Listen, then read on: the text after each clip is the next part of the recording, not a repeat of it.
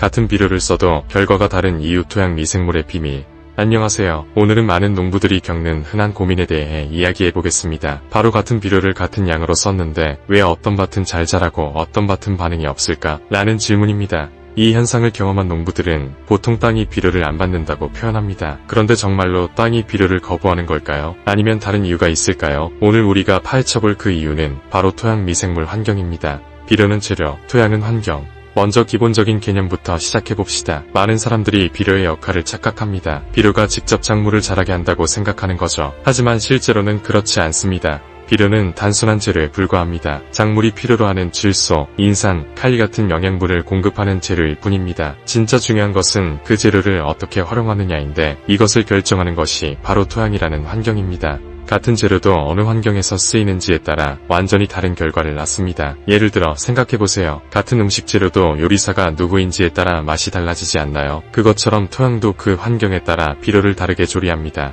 토양 환경은 크게 두 가지로 나뉩니다. 첫 번째는 미생물이 살아있는 흙이고 두 번째는 미생물이 거의 활동하지 않는 흙입니다. 같은 비료가 들어가도 이 두 환경에서의 결과는 완전히 다릅니다. 토양 미생물이 없는 밭에서 벌어지는 일. 미생물이 없거나 거의 활동하지 않는 토양에서는 어떤 일이 일어날까요? 비극적이지만 비료가 제대로 역할을 하지 못합니다. 첫 번째 문제, 양분이 분해되지 못합니다. 토양 미생물은 복잡한 형태의 유기물과 비료 성분들을 작물이 흡수할 수 있는 단순한 형태로 분해하는 역할을 합니다. 이 미생물들이 없으면 어떻게 될까요? 비료의 양분들이 분해되지 못한 채 토양에 쌓여만 갑니다.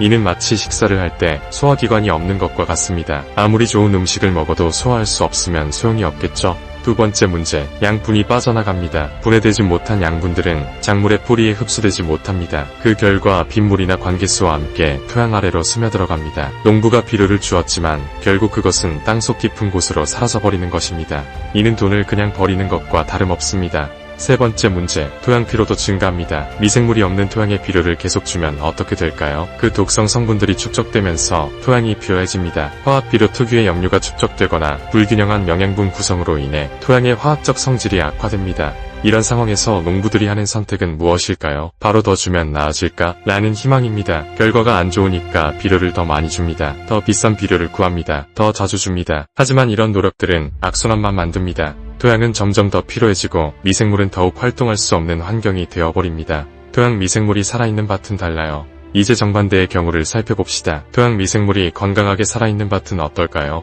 미생물이 살아있는 흙에서는 비료가 곧바로 작물로 가지 않습니다. 대신 다음과 같은 흐름을 따릅니다. 미생물 토양 작물. 이 과정을 자세히 설명해드리겠습니다. 첫 번째 단계, 미생물의 분해 작용. 비료가 토양에 들어가면 토양 미생물들이 그것을 분해합니다. 복잡한 유기물을 단순한 형태로 변환하고 비료 성분들을 작물이 흡수할 수 있는 형태로 만듭니다. 이것은 매우 섬세한 과정입니다. 미생물들은 일종의 지혜를 가지고 있어서 필요한 만큼만 분해합니다. 두 번째 단계, 토양이 저장소 역할을 합니다. 분해된 양분들은 토양 입자에 흡착되거나 미생물 세포 안에 저장됩니다. 이렇게 하면 양분이 빗물과 함께 유실되지 않습니다. 토양이 마치 은행의 저축계좌처럼 양분을 보관했다가 필요할 때마다 공급하는 역할을 합니다. 세 번째 단계, 작물이 필요한 만큼 흡수합니다. 뿌리는 필요한 양분을 토양에서 능동적으로 찾아서 흡수합니다. 이것이 정말 중요한 포인트입니다. 작물이 단순히 수동적으로 양분을 받는 것이 아니라 능동적으로 자신이 필요한 것을 찾아서 흡수하는 것이죠.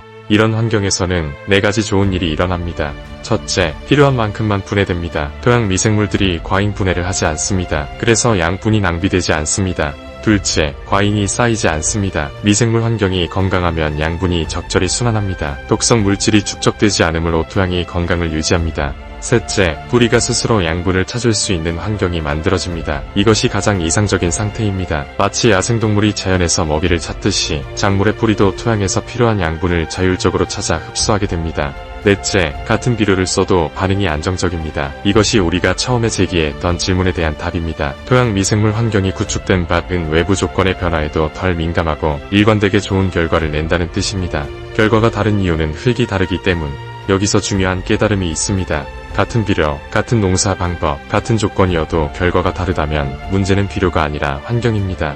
많은 농부들이 실수하는 것은 비료라는 외부 요소에만 집중한다는 것입니다. 이 비료가 효과 없으니 다른 비료를 써야지라고 생각합니다. 또는 더 좋은 비료를 써야지라고 생각합니다. 하지만 이것은 마치 집이 무너지는데 가구만 바꾸려는 것과 같습니다. 진짜 문제는 토양의 기초에 있습니다. 토양 미생물이 건강하지 못한 환경에서는 어떤 비료를 써도 한계가 있습니다. 얼라이브 비료가 추구하는 철학. 이제 우리가 이야기할 것은 이러한 토양 문제를 해결하기 위한 새로운 접근 방식입니다. 그것이 바로 얼라이브 비료의 철학입니다. 얼라이브 비료는 전통적인 비료와는 다른 목표를 가지고 있습니다. 일반적인 비료는 양을 늘리는 데 집중합니다. 더 많은 질소를 주고 더 많은 인산을 주고 더 많은 칼리를 줍니. 이것이 기존 농업의 접근 방식이었습니다. 하지만 얼라이브 비료의 핵심은 비료의 양을 늘리지 않는 것입니다. 대신 그 비료가 효과를 낼 수 있는 환경을 먼저 만드는 것입니다. 구체적으로 어떻게 할까요? 첫째, 미생물이 다시 활동할 수 있도록 돕습니다. 죽어있거나 약해진 토양 미생물들을 깨워서 다시 활동하게 만듭니다. 유익한 미생물들의 먹이가 될 유기물을 공급하고 미생물들이 살기 좋은 환경을 조성합니다.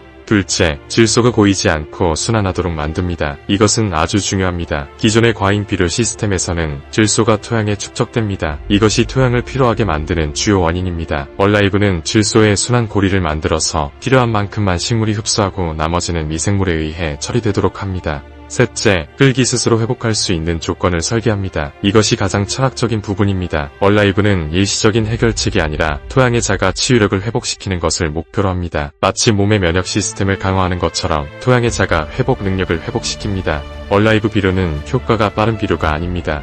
여기서 주의할 점이 있습니다. 얼라이브는 효과가 빠른 비료가 아닙니다. 일반 화학 비료처럼 며칠 안에 눈에 띄는 변화가 보이지 않을 수 있으니 대신 반응이 달라지는 비료라고 봐야 합니다. 처음에는 조금 느린 것처럼 보이지만 시간이 지나면서 토양 환경이 개선되고 그에 따라 모든 것이 바뀝니다. 비료의 효율성이 높아지고 같은 양으로도 더 좋은 결과를 내게 되고 토양은 점점 더 건강해집니다.